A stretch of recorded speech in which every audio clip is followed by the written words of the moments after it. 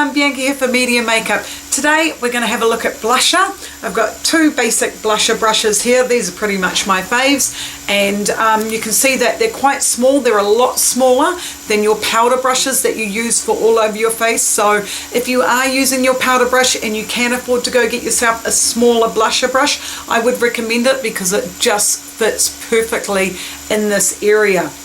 I'm going to use my big Thin Lizzy palette today. I'm not going to use an actual blusher. I'm just going to use the darkest 6-in-1 powder so that I can make it really obvious where the product is going so you guys can actually see what I'm doing. So blusher application is really all about your face shape. So if you know what your face shape is, then you know where to apply your blusher. If you're not sure about your face shape, literally go stand in front of the mirror and get a Vivid and outline. So we're just going right there, outline the shape of your face, and then step back and see what it is.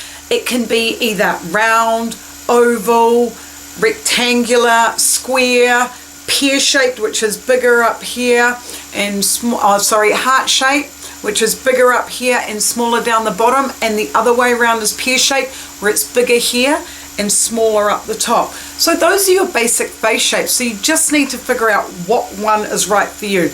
Everybody wants the oval shape because there's no hard corners to have to cut off. So with, say, a square face or a rectangle face, your jaw will be quite square. So rather than focusing on the blusher, you actually need to focus on contouring this area here so that we make the squareness of your jaw recede backwards. Okay, so that's how you do that area. If you have and that's the same also with the pear as well. If you have a heart-shaped face, which will come in this area, then you want to get your product and you actually want to contour the area up the top so that it makes it more oval shaped.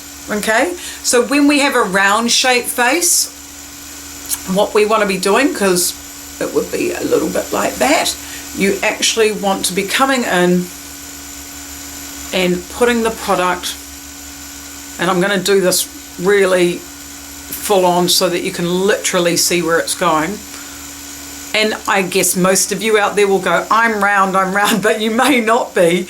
You may just have a little bit of baby fat sitting around there, which my mum always said was a good thing, because as you get older, it makes you look younger. So we're literally doing that triangle right there. Let me put more on so you can really see where it goes.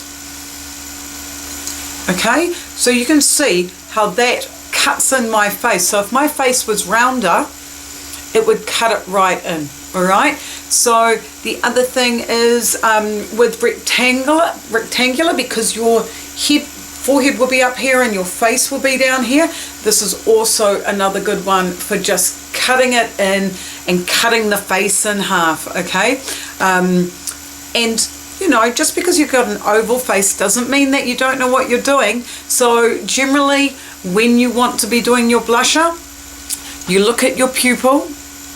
I always do the Cabbage Patch doll. It's my favorite thing. So you make your cheeks go like that and look like a Cabbage Patch doll, and you will see here where your cheek begins, and it's generally adjacent to the middle of your ear.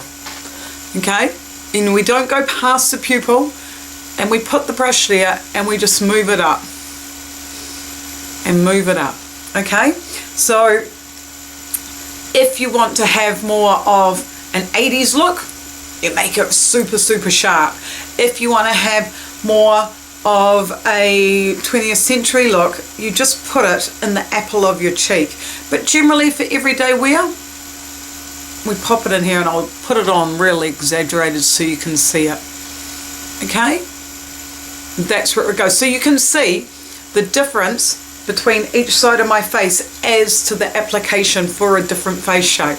All right, and generally what you would do, you would get your normal foundation color and you would actually go around the edges and you would blend that baby in. Okay, Oh my God, I have lost friendships over telling people what is up with your blusher. I'm sorry, as a makeup artist, I can't be seen with you in public looking like that. Just because you have dark skin and you put it on, yeah, we can all see it, honey, but you still need to blend it in, okay? So if somebody says to you, hey, do you think you should blend it in a little bit? Don't be offended, they're trying to help you. Basic Makeup 101, blend, blend, blend. So if you are one of those people, this is how you do it. Get your brush and blend in the edges, okay? So even though you saw how harsh I put that product on, you can see now it actually looks okay, even though it's still full on. I wouldn't probably usually wear that out on the street, but you can see it's actually passable because it's blended, okay? And the same with the other side. And we're just doing that line there, we're not touching the interior, and we just blend it.